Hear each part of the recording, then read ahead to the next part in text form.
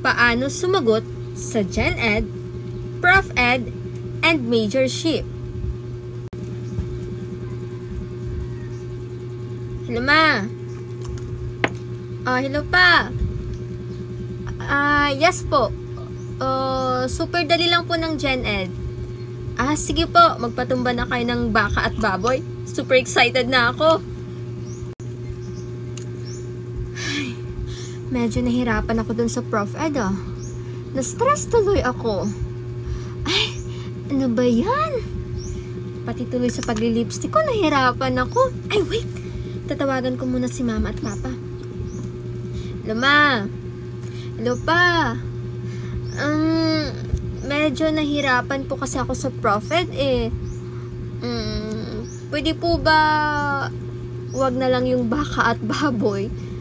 Opo hirap po yung sa 4 na choices, parang lahat po tama manok na lang po siguro. Sige po.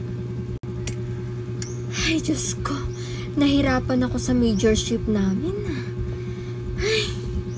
Ang hirap naman ng mga tanong.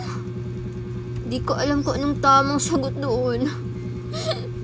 Paano na yung baka at baboy?